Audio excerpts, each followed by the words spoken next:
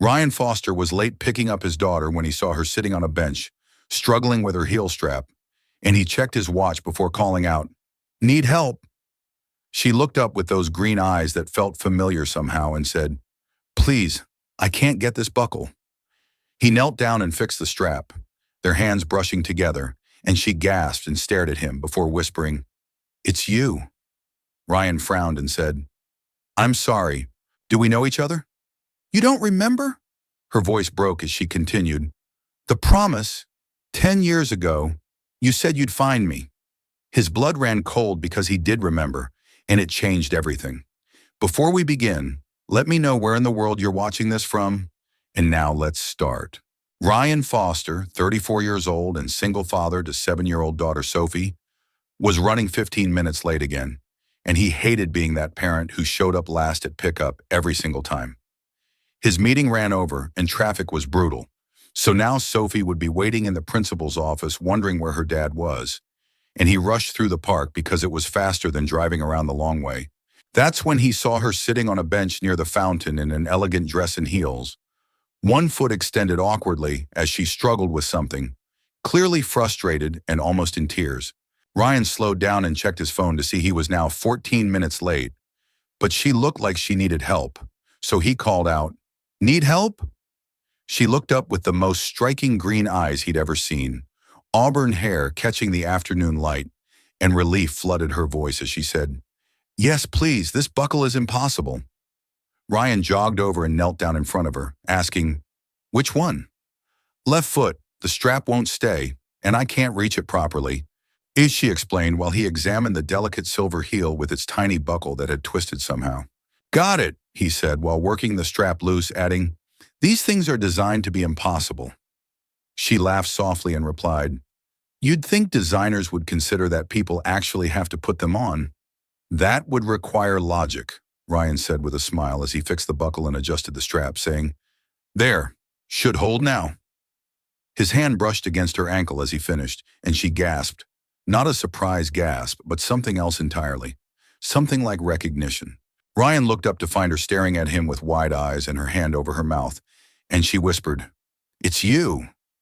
He stood slowly and said, "I'm sorry. You don't remember me?" Her voice trembled slightly as she asked the question. Ryan studied her face, finding her beautiful and familiar in a way that made his chest tight, but he couldn't place her anywhere in his memory, so he said carefully, "I don't think so, should I?" She stood up so they were inches apart now, her eyes searching his face as she said, "The accident, 10 years ago. You pulled me out of the car." Ryan's world tilted as the memories came flooding back. 10 years ago on Highway 5, the car that spun out in the rain. Him being first on scene and pulling a young woman from the wreckage before it caught fire. "That was you?" he asked, completely stunned by this revelation. "That was me," she confirmed while continuing. "I was 22, driving home from college, and I hydroplaned in the storm." Ryan's mind raced through those memories of that night, the rain and screaming metal, and the woman he'd carried to safety who'd been unconscious and badly hurt. And he said quietly, "I never knew what happened to you. The ambulance took you, and I gave my statement to police, and that was it. I was in a coma for 3 days with a brain injury and memory loss. Eerie," she explained before adding, "but before the ambulance left, you held my hand, and you said something." Ryan's throat tightened because he did remember saying something, though he'd thought she couldn't hear him in her unconscious state.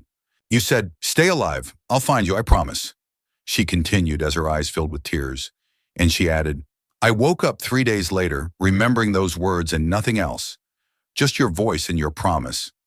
"I didn't think you could hear me," Ryan said, his voice rough with emotion.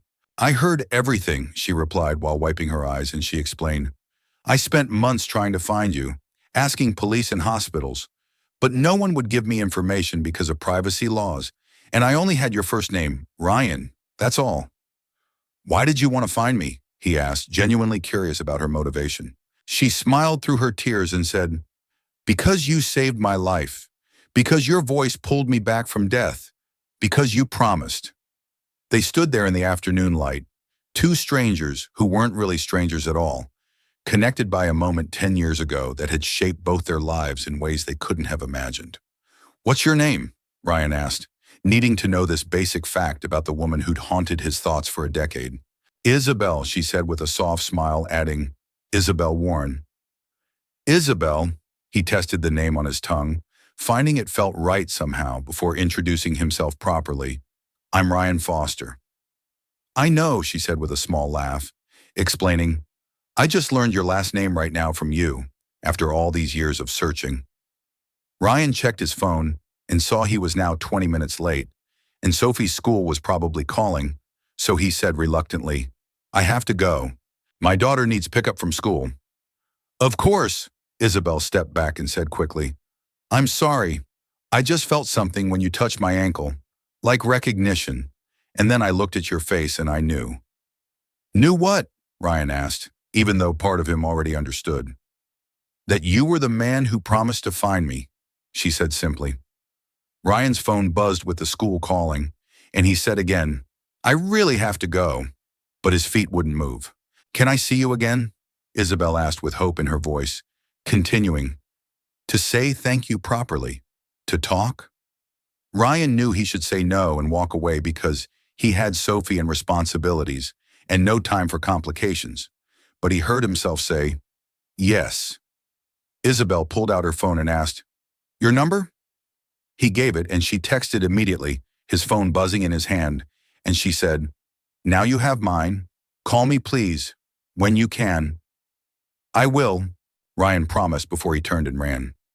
Sophie was sitting in the principal's office when he arrived, looking small and worried, and she jumped up saying, Daddy! I'm so sorry, sweetheart, Ryan said while hugging her tight, explaining, traffic was terrible. It's okay, Sophie said, but her voice was small and uncertain. Mrs. Henderson, the principal, smiled politely but firmly as she said, Mr. Foster, this is the third time this month. I know and I'm sorry, Ryan replied, adding, work has been crazy lately. We understand, but we need to be able to reach you earlier because Sophie was worried, Mrs. Henderson explained. Ryan looked down at his daughter, who was trying to be brave, but he could see the fear underneath all that courage, and he said, it won't happen again, I promise. Empty promises, he thought to himself. Just like 10 years ago when he'd promised a dying woman he'd find her without meaning it as anything more than comfort. Driving home, Sophie was quiet and staring out the window instead of chattering like usual. So Ryan asked, are you mad at me? No, she said without looking at him. Sophie, talk to me, he urged gently. Why are you always late? She asked quietly, finally turning to face him as she continued. Am I not important? Ryan pulled over immediately and turned to face her completely, taking her small hand in his as he said, you are the most important thing in my entire life. Then why do you forget me? She asked, and the pain in her voice broke his heart. I don't forget you and I would never forget you, he said firmly, squeezing her hand as he explained. Sometimes work is hard and sometimes traffic is bad, but I always come and I always will. Promise? Sophie asked, needing that reassurance. Promise, Ryan said with complete certainty. At home, Sophie did homework at the kitchen table while Ryan made dinner. Spaghetti with store-bought sauce that wasn't great, but Sophie ate without complaining because she was a good kid. After bedtime stories and after Sophie finally fell asleep, Ryan sat on his couch and pulled out his phone, staring at Isabel's number while thinking about the woman from 10 years ago and the accident he'd tried not to think about and the promise he'd made without meaning it to be real. He should delete her number and move on and focus on Sophie, but instead he texted, This is Ryan from the park. I'm sorry I had to run. Her response came immediately. Don't apologize, you were picking up your daughter and that's beautiful. It's complicated being a single parent, he typed back. I imagine it is. What about her mother? Isabel asked carefully. Ryan hesitated before typing. Died 4 years ago from cancer. I'm so sorry, she replied instantly. Thank you. It's been hard, but Sophie is incredible, and she keeps me going, he explained. I'd love to hear about her and about you, Isabel wrote, adding, Can we have coffee whenever you have time? Ryan stared at the message, knowing this was dangerous because getting involved with someone meant making time he barely had. But Isabel wasn't just some woman, she was the person he'd saved and the person he'd promised to find. Saturday morning, he typed, continuing, Sophie has gymnastics and I could meet after? Perfect. Send me the address and I'll be there, she replied. Ryan sent the coffee shop location and set his phone down, trying to sleep but finding himself thinking about green eyes and a promise made in the rain that somehow, impossibly, had come back to find him. Saturday morning arrived and Ryan took Sophie to gymnastics, watching her tumble and flip just like her mother used to. And his phone buzzed with a text from Isabel asking, Still on for coffee? I'll be there. Coffee shop on Main at 11:30, he replied. When gymnastics ended, Sophie ran over asking, Can we get ice cream? But Ryan explained he had a quick meeting first with someone he'd helped long ago. Can I come? Sophie asked hopefully, and looking at her face made it impossible to say no. So Ryan agreed. Sure, but best behavior. The coffee shop was crowded, but Ryan spotted Isabel immediately by the window, and Sophie observed quietly, She's pretty. They approached and Isabel stood with a warm smile, and when Ryan introduced them, she knelt to Sophie's level saying, Hi Sophie, I'm Isabel. Your dad told me you're an amazing gymnast. Sophie's eyes went wide asking, How did you know? And Isabel replied, Your dad talks about you all the time. They ordered coffee and hot chocolate and muffins, and Isabel asked about gymnastics, which made Sophie light up and talk non-stop while Isabel listened with genuine interest and asked questions that showed she really cared. Sophie eventually ran off to look at books, leaving them alone, and Isabel said, She's wonderful. She's everything to me, Ryan agreed, adding, But most days I feel like I'm failing. You're not failing, Isabel said firmly while taking his hand, continuing, You showed up and you're here. That's what matters, Ryan admitted quietly. I almost didn't show up that night on Highway 5. I was having a terrible day and wanted to take the other exit. Fate, Isabel said softly. And when Ryan asked why she'd wanted to find him so badly, she explained, Because I woke up with nothing except your voice and your promise. It was the only thing that felt real. But I never looked for you, Ryan said guiltily. You had your own struggles, Isabel said gently. Tell me about your wife. Ryan took a breath and explained, Sarah was diagnosed 2 years after your accident with stage 4 lung cancer. We had 3 years before she died, and Sophie was only 3, so she barely remembers her mother. That's why you tell her stories, Isabel said softly. You're keeping Sarah alive for her, and that's love. Sophie came back asking for ice cream, and when Isabel joined them at the ice cream shop, Sophie suddenly said, My mommy likes strawberry. Isabel handled it perfectly, asking gently about Sarah and letting Sophie talk. And as they walked through the park afterward, she explained to Ryan, She's testing if it's safe to talk about her mother around me. How do you know? Ryan asked. I spent 2 years in therapy after the accident learning to process trauma, Isabel said, continuing. Kids are smart and they pick up on adult discomfort. So if you tense up when she mentions Sarah, she'll stop mentioning her. I don't want that, Ryan said immediately. Then let her remember, Isabel advised. The people we love deserve to be remembered, even if it hurts. That evening, Ryan met Isabel for dinner alone at a quiet Italian restaurant, and she told him about becoming a trauma counselor because she wanted to help people the way she wished someone had helped her. The first year after the accident was lonely, she admitted. No family nearby and few friends who understood. I'm sorry I wasn't there, Ryan said. But Isabel took his hand and replied, You found me eventually. You found me, Ryan corrected. But Isabel revealed, I came to that park every Saturday for 6 months hoping to see you. I knew you lived in this city, but didn't want to invade your privacy. Ryan stared at her in disbelief, saying, 6 months? And she confirmed, Every Saturday until you appeared. I never go through that park, Ryan said slowly. I was late and took a shortcut. See? Isabel smiled. Fate. They walked through the quiet city streets and Ryan admitted, I don't know how to do this. I haven't dated anyone since Sarah died. Isabel stopped and faced him, saying, We'll figure it out together. And when Ryan listed all his flaws, she stepped closer and said gently, You're human, and that's allowed. And you're doing an amazing job. You barely know me, Ryan pointed out. I know you saved my life and kept your promise and love your daughter, and you're kind to strangers, Isabel said. That's enough to start with, Ryan asked, "Can I kiss you?" And she replied, "I was hoping you would." They kissed deeply, years of loneliness pouring into the moment. And when they pulled apart, Isabel was crying happy tears while saying, "You saved me 10 years ago, and you're saving me again now." "What happens now?" Ryan asked. "Now we see where this goes. No pressure, just us figuring it out," Isabel said, adding firmly, "And I'm not going anywhere. I've waited too long to find you to lose you now. If you believe that some promises are meant to be kept even when we forget we made them, share below. Because sometimes the universe conspires to bring the right people together at exactly the right time. 2 weeks into dating, Isabel met Ryan's sister Rachel at Sunday brunch, and Rachel was protective and fierce, having raised Ryan when their parents died young. "So you're the woman my brother can't stop talking about," Rachel said directly. And after some pointed questions, Isabel said firmly, "I'm serious.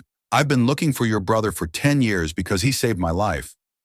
Rachel studied her before nodding. "Okay, you pass. Sophie has been through enough and doesn't need someone temporary." "I'm not temporary," Isabel promised. 3 weeks in, Isabel had dinner at Ryan's apartment with takeout Chinese, and Sophie asked suddenly, "Do you like my daddy?" Isabel said carefully, "I do like your daddy." Like him or just like him?" Sophie pressed. After Isabel explained she cared about Ryan very much, Sophie asked, "Can I call you Izzy? Mom feels weird." "You can call me whatever you want," Isabel said softly, and Sophie decided, "Then you're Izzy." After Sophie went to bed, Ryan apologized for the interrogation, but Isabel explained, "She's protecting you and herself. That's healthy. She's testing if I'm safe and if I'm staying." "And what are your intentions?" Ryan asked quietly.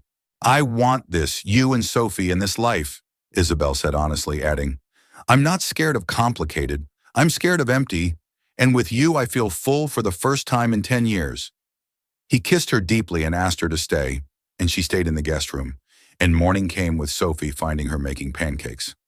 "You're still here," Sophie said with surprise, then asked directly, "Did you sleep in Daddy's room?" "No, guest room.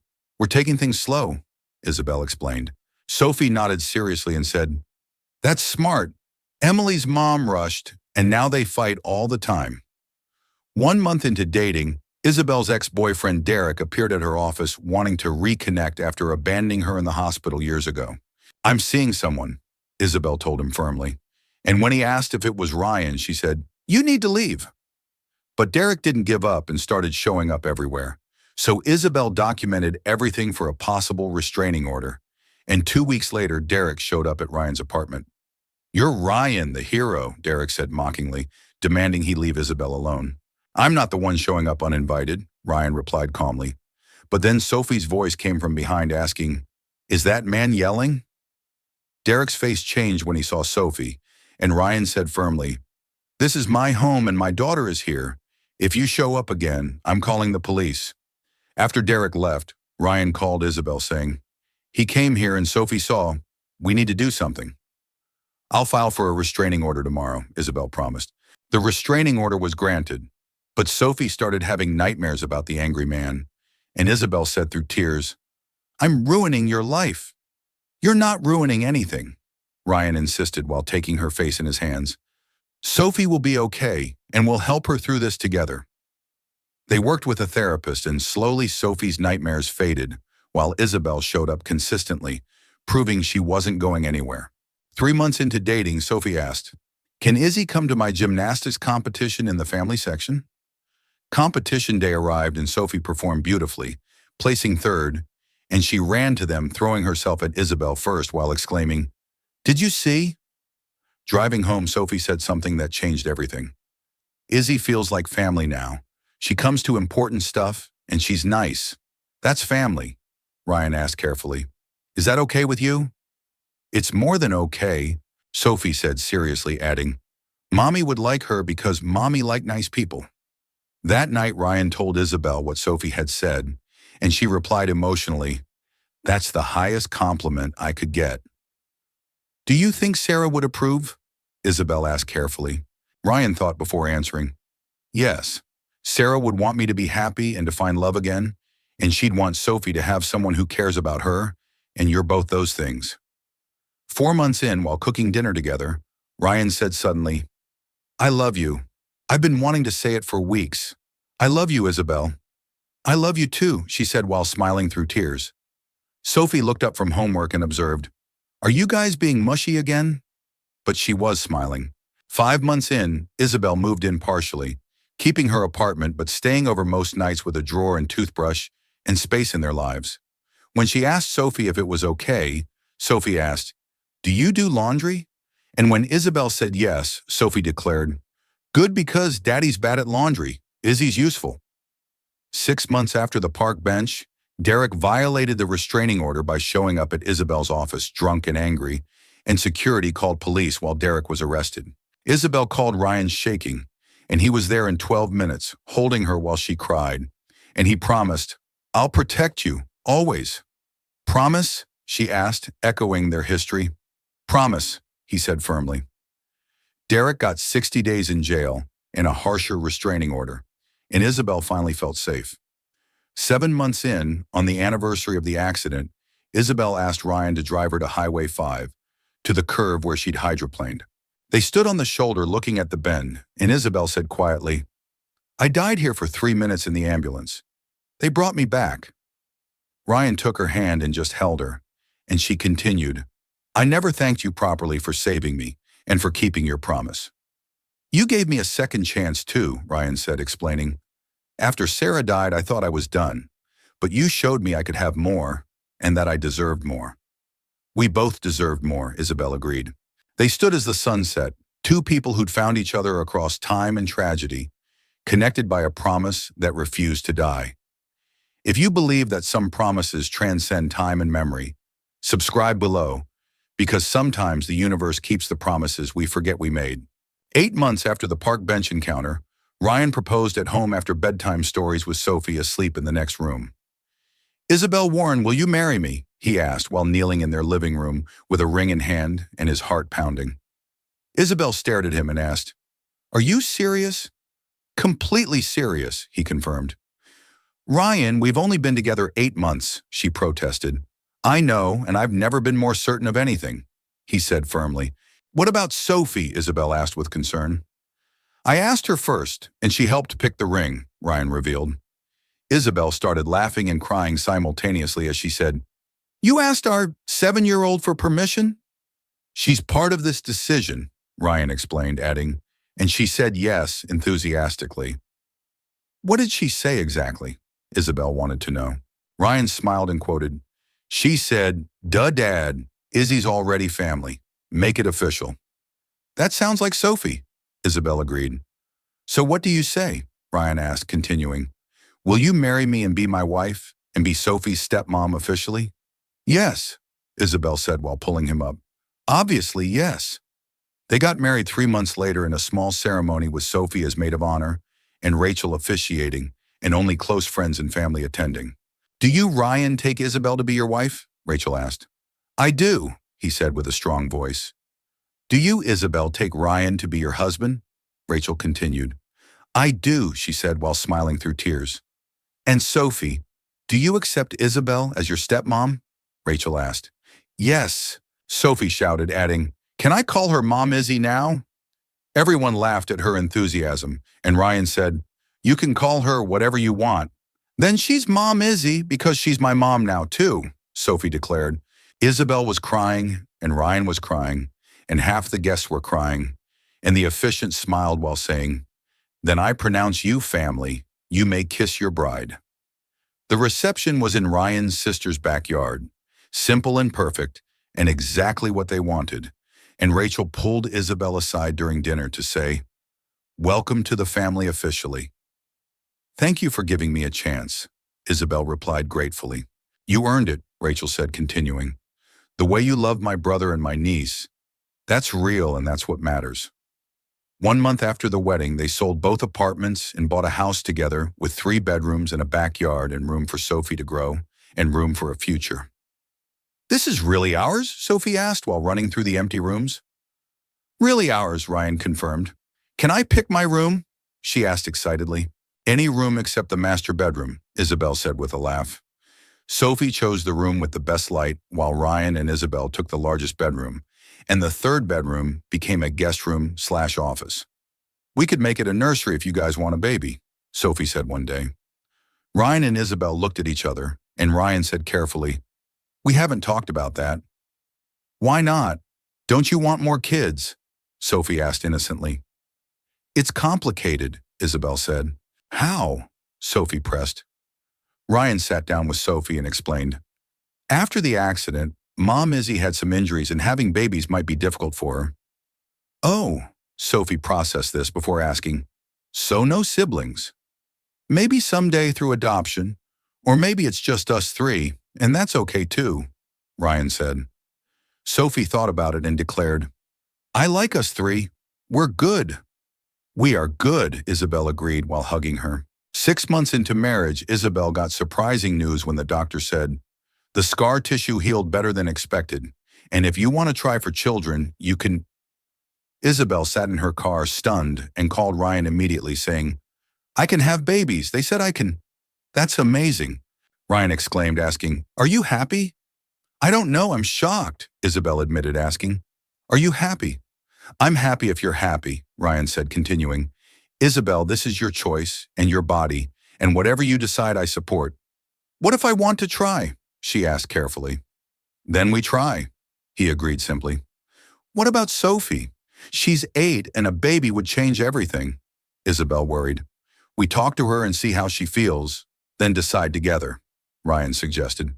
That night they told Sophie the news and Ryan said, "Mom Izzy might be able to have a baby. How would you feel about that?" Sophie's eyes went wide as she asked, "Really? A real baby?" "A real baby, but only if everyone's okay with it," Isabel confirmed. "I'm okay with it. I want a sibling. Can it be a sister?" Sophie asked excitedly. "We can't choose," Ryan said with a laugh. "Then I'll love it anyway, even if it's a boy," Sophie declared. They tried for 6 months with nothing happening, and Isabel said one night with disappointment, "Maybe it's not meant to be." "Or maybe it just takes time," Ryan countered. "I'm 33 and time matters," Isabel worried. "We have time, and if it doesn't happen naturally, we have options like fertility treatments or adoption," Ryan reassured her. "You'd really adopt?" Isabel asked. "I'd adopt 10 kids if you wanted," Ryan said, continuing. "I just want you to be happy." Month 7 arrived and Isabel felt different, tired and emotional and nauseous. So she took a test that came back positive. She told Ryan by giving him the test at breakfast, and he stared at it before asking, "Is this real?" "3 tests, all positive," she confirmed. He picked her up and spun her around, both of them crying and laughing as he said, "We're having a baby." "We're having a baby," she confirmed with joy. Sophie walked in and saw them crying, and she panicked while asking, "What's wrong?" "Nothing's wrong. Something's very right," Isabel said. "What?" Sophie demanded. "You're going to be a big sister," Isabel announced. Sophie screamed with actual joy and asked, "Really? Really, really?" "Really, really," Ryan confirmed. The pregnancy was hard with morning sickness and fatigue and complications at month 5 that required bed rest. But Sophie stepped up to help Ryan with chores and bring Isabel water and snacks. And she talked to the baby every night saying, "Hi, baby. This is your big sister Sophie. I can't wait to meet you. And I'll teach you gymnastics and how to make Dad laugh and everything." Month 8 arrived, and they learned it was a girl. And Ryan said with awe, "Another daughter." "Sophie gets her sister," Isabel added. "What should we name her?" Sophie asked. "We were thinking about Sarah after your birth, Mom," Ryan said carefully, asking, "Would that be okay?" Sophie thought about it before suggesting, "Can we do Sarah Isabel, both moms?" "That's perfect," Isabel said while crying. Sarah Isabel Foster was born on a Tuesday, healthy and 8 pounds and loud, and Sophie held her first while saying, "Hi, Sarah, I'm your sister, and I'm going to protect you forever." Ryan watched his family, 2 daughters and a wife he loved, and a life he never expected. And he said to Isabel in the hospital, 10 years ago, I made a promise, and I didn't know what it meant or that it would lead here." "To us," Isabel said. "To everything," Ryan corrected. 1 year after Sarah's birth, they returned to the park bench where everything had changed. And Isabel said, I came here hoping for 6 months every Saturday. And I came here running late and taking a shortcut, Ryan added. Fate, Isabel said. Promise kept, Ryan replied. Sophie pushed Sarah in the stroller with both sisters giggling, and Ryan joked, we should put a plaque here where a promise became a family. That's corny, Isabel said. But true, he insisted. She kissed him and agreed, completely true.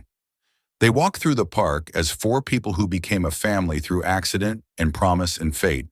And Sophie called out, Daddy, when Sarah's older, can we tell her the story about how you saved Mom Izzy? We can tell her anything, Ryan said. I want to tell her about promises and about how Daddy kept his promise, even though he forgot, and about how the universe remembered, Sophie said seriously. That's a good story, Isabel agreed. The best story, Ryan added, because sometimes the promises we make in desperate moments become the foundation of everything that follows, and sometimes helping a stranger tie her heels changes your entire life, and sometimes the universe conspires to keep promises we forget we made, and sometimes the person you save saves you right back. 5 years after the park bench, they returned to the accident site on Highway 5 with all four of them. Sophie, 13 now, and Sarah, 4, a family built from tragedy. This is where you saved Mom Izzy? Sophie asked while looking at the curve. This is where, Ryan confirmed. Tell Sarah the story. She's old enough now, Sophie requested. Ryan knelt down to Sarah's level and explained. 5 years before you were born, there was a bad accident here, and a car crashed in the rain, and I was driving home from work. And you saved her? Sarah asked while pointing at Isabel. I pulled her out of the car when she was hurt but alive, Ryan said. Did it hurt? Sarah asked Isabel. I don't remember because I was unconscious, Isabel said honestly, continuing. But when I woke up, I remembered Daddy's voice and his promise. What promise? Sarah wanted to know. He said he'd find me, Isabel explained. And did he? Sarah asked. He did in a park 10 years later when you were still a wish in our hearts, Isabel said. Sarah thought about this seriously before asking, so I exist because of the promise? You exist because of many things, Ryan said, listing them. The promise and the accident and fate and love, all of it. That's a good story, Sarah decided. They stood there together where ending became beginning and where death became life, and where one promise created a family that would last forever. 7 years after the park bench, Sophie graduated middle school at the top of her class and headed to a private high school with a gymnastics scholarship. And at the ceremony, she gave a speech. Family isn't just blood. It's the people who show up and who keep promises and who save you in more ways than one, Sophie said while looking directly at Isabel and Ryan, continuing, my birth mom died when I was 3, and I barely remember her. But I know she loved me, and I know she'd be proud of the family we'd become. My stepmom found my dad because he saved her life, and she found me because she kept looking. And that's love, real love, Sophie continued, adding, and my little sister exists because 2 people believed in second chances and in promises and in fate. So thank you, Mom Izzy and Dad, for showing me what family really means, Sophie concluded. There wasn't a dry eye in the auditorium after her speech.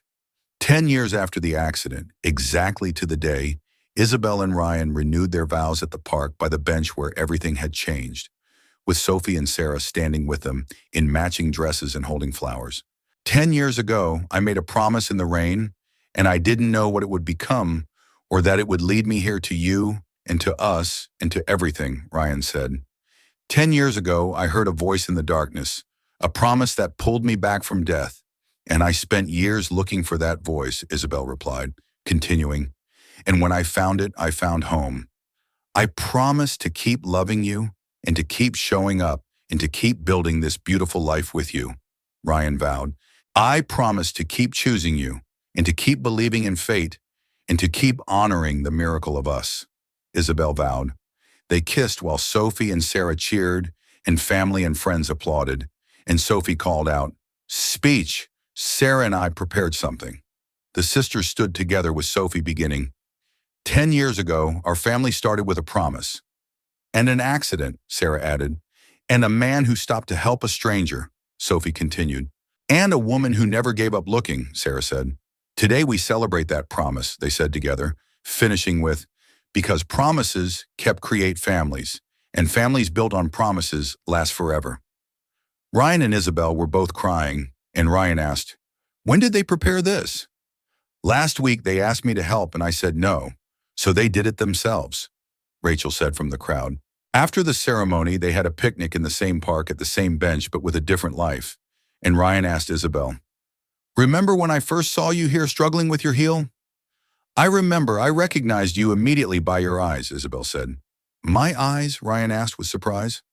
"They were the same eyes that looked at me in the rain, kind and determined and saving," she explained. "I wasn't trying to save you, just help," Ryan said. "Same thing," Isabel replied. Sophie and Sarah were playing by the fountain and making wishes with pennies, and Isabel wondered, what are they wishing for? "Probably ice cream," Ryan joked. Later, Sophie told them, "We wished for more years and more birthdays and more family." "That's deep for a 13-year-old, Ryan observed. "I'm wise beyond my years," Sophie said seriously, adding, "Sarah taught me." "I'm 4 and I can't teach wisdom," Sarah protested. "You teach by existing," Sophie said, continuing. "You're proof that miracles happen." 15 years after the accident, Sarah asked the question while they were baking cookies together, just the two of them in the kitchen. "Mom, tell me about the accident again," Sarah requested. "What do you want to know?" Isabel asked. "Were you scared when it happened?"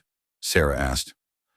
"I don't remember being scared because it happened too fast," Isabel explained. "But after, in the hospital?" Sarah pressed. "After was scary. I woke up not knowing who I was or where I was or why I was alive," Isabel admitted. "But you remembered Dad's voice," Sarah said.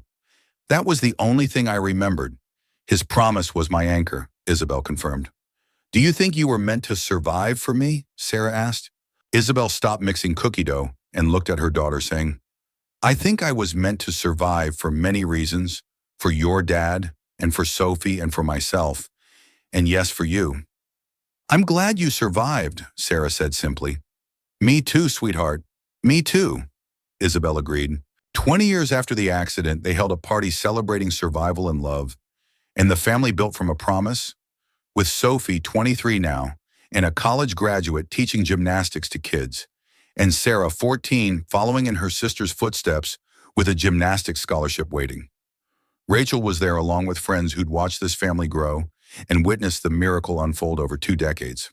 20 years from death to life, and from alone to family and from promise to reality, Isabel said in her speech, continuing, "Thank you, Ryan, for stopping that night and for pulling me from the wreckage and for keeping your promise even when you didn't know you were keeping it.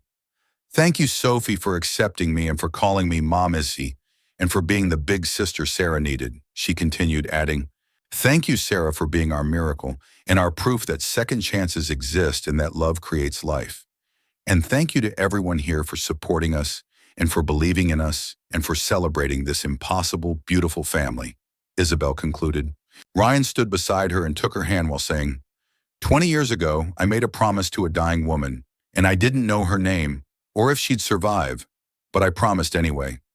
Today, I make the same promise to stay and to love and to keep building this life with you," Ryan said, finishing with, "I promise, Isabel, forever."